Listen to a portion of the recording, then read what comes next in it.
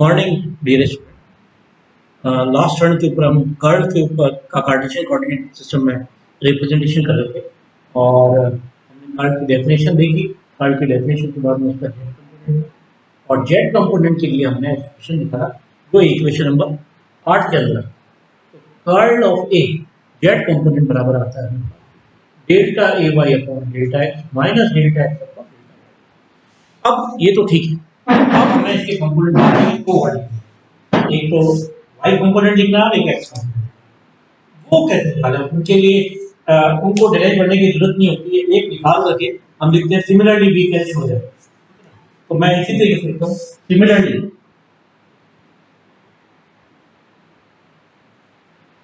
B can find out. क्या करते हैं, कर्ल ए का कौन सा कंपोनेंट लिखना है, एक्स कंपोनेंट, और दूसरे में क्या लिखना है, कर्ल ए का वाई कंपोनेंट। अब ये वैल्यू लिख दी, तो मैं एक बार वैल्यू लिख देता हूँ और मैं वैल्यू जो लिख रहा हूँ उसका तरीका देखना है आपको कि मैं कैसे लिख रहा हूँ, ठीक है ना।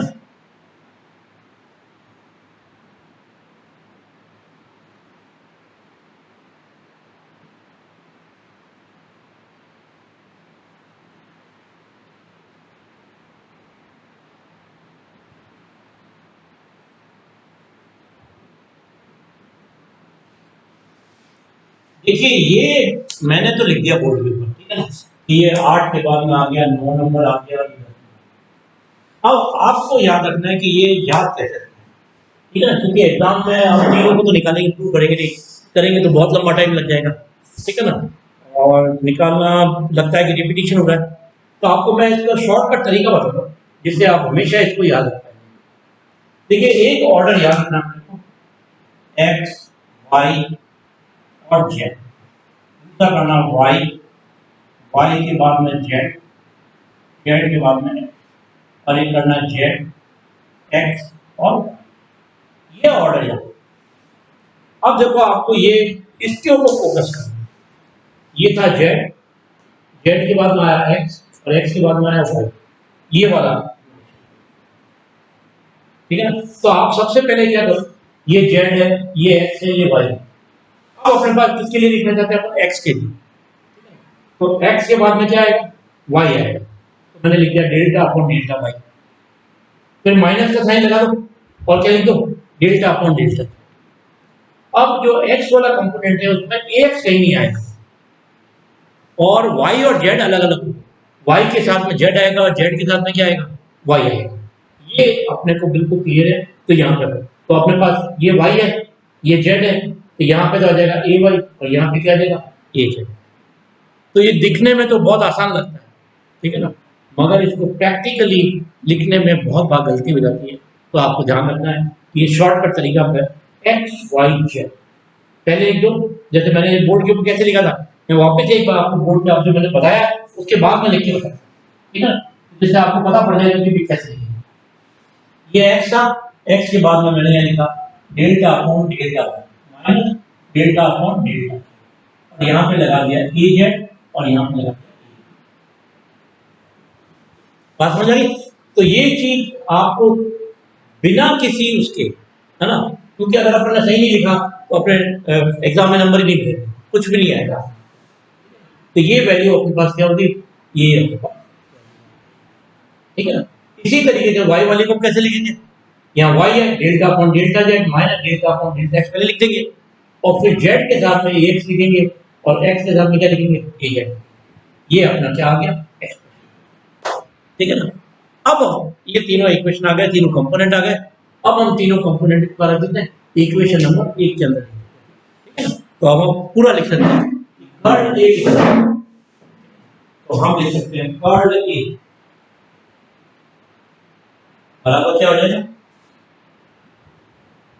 कर्ल ए का एक्स कंपोनेंट आई के प्लस कर्ल ए का वाई कंपोनेंट जे के प्लस कर्ल ए का जेड कंपोनेंट और के। ये है इक्वेशन नंबर अपने पास। तो हम 8 9 10 पुट इक्वेशन 8 9 10 इन बी क्या आ जाएगा? अब देखते हैं थर्ड ए बराबर, देखो पहले मैं एक्स कंपोनेंट लिखना delta upon delta Y A Z minus delta upon delta Z A Y I Z plus दूसरा क्या है ये वाला था delta upon delta Z minus delta A Z upon delta कौन सा कंपोनेंट है प्लस जेड कम थर्ड कंपोनेंट ये वाला जो कोड है इस पे मैं इसको लेकर वहां पे ठीक है थोड़ी जगह बना देता हूं ये जगह डेल्टा अपॉन डेल्टा है ये वाला माइनस डेल्टा अपॉन डेल्टा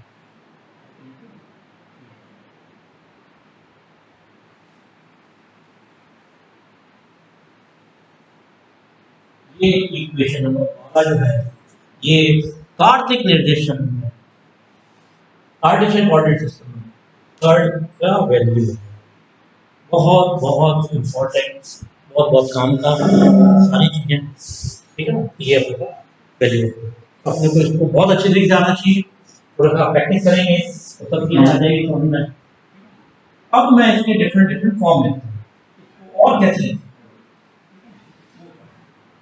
मैं कोई इक्वेशन नंबर 12 है ये तो अपने को याद रखनी है हमेशा इस फॉर्म में तो काम आएगी मगर मैं इस इक्वेशन को एक दूसरे तरीके से मैं इसको ऐसे लिख सकता हूँ थर्ड ए बराबर डेल अपॉन डेल एक्स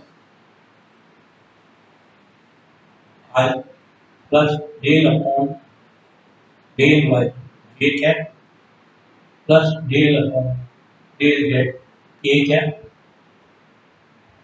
इसका क्रॉस प्रोडक्ट किससे कर लो I A X plus J A Y plus K A अब देखो अगर मैं इसको करता हूं तो देखते हैं कि भाई ये का रिजल्ट आता है या नहीं पहले मैं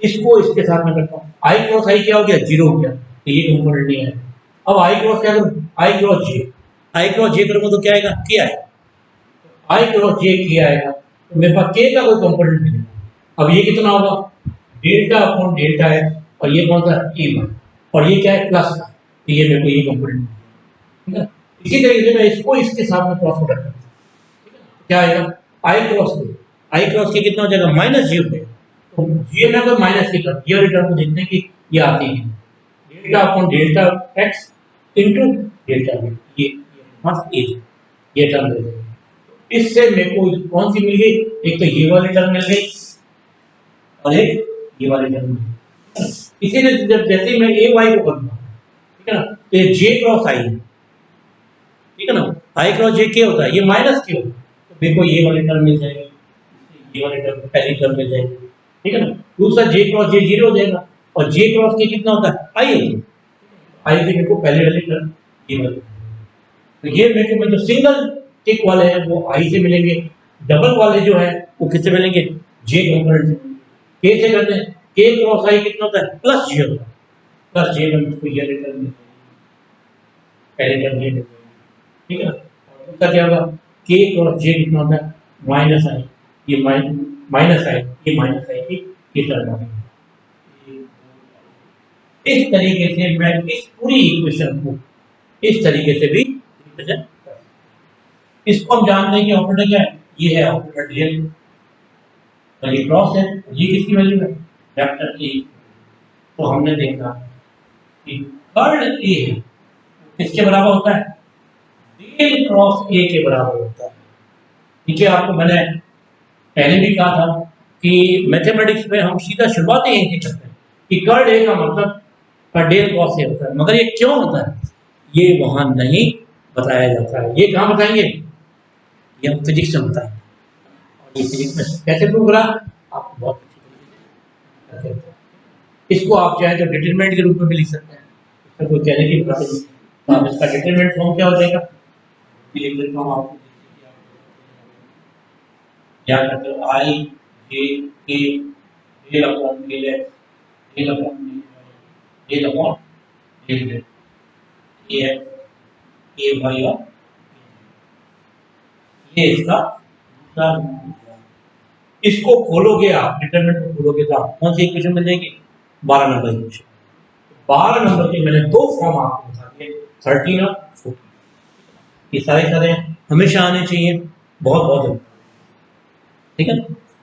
ये सारा का सारा किसके बारे में हो गया? ये पूरा का पूरा कर्ल का है और कार्टेशियन कोऑर्डिनेट सिस्टम में इसका क्या कर दिया मैंने? रिप्रेजेंटेशन। अब इसका सबसे इंपॉर्टेंट जो दूसरी बात आती है, जो हमें आनी चाहिए, वो आता है इसका भौतिक महत्व क्या।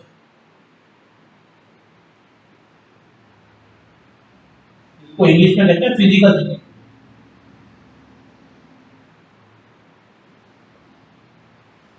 देखिए मैंने आपको बताया था कि जो डाइवर्जेंस था उसका फिजिकल सिग्निफिकेंस है कि ये जो मैक्सिमम चेंज की जो डायरेक्शन होता है, ठीक है ना, जो ग्रेडियंट था, जो डाइवर्जेंस था वो सोर्स के बारे में या सिंक के बारे में इंफॉर्मेशन देता है और हमें सोलेनोइडल फील्ड के बारे में भी। अब आते हैं कर्ल। कर्ल अगर किसी वेक्टर का एग्जिस्ट करता है तो इसका मतलब है कि वहां पे उसकी जो मोशन है वो लीनियर नहीं है, रोटेटरी है। तो इसका जो भौतिक महत्व अपन कहते हैं वो क्या होगा, ठीक है ना, कि ये घूर्णी सदिश के बारे में हमें ज्यादा लगता है। तो ये इसको हम कह सकते हैं कि बेसिकली कि अगर किसी सदिश का कर्ल एग्जिस्ट करता है तो वहाँ उसका बिहेवियर, ए का बिहेवियर होगा वो रोटेटरी होगा, ठीक है ना। तो ये रोटेटरी फील्ड के बारे में।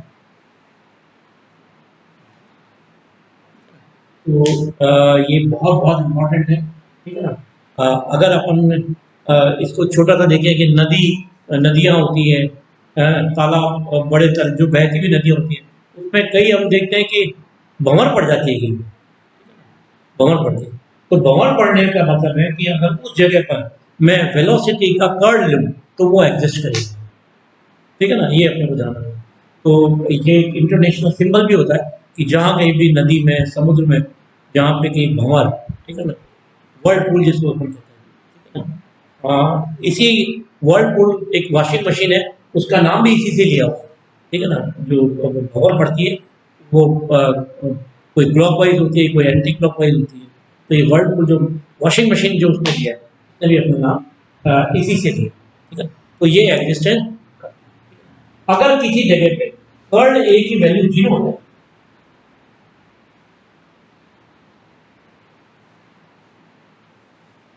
ठीक है ना, कर्ल ए की वैल्यू 0 है तो इसका मतलब है कि वो सदिश क्या है? अघूर्णीय है।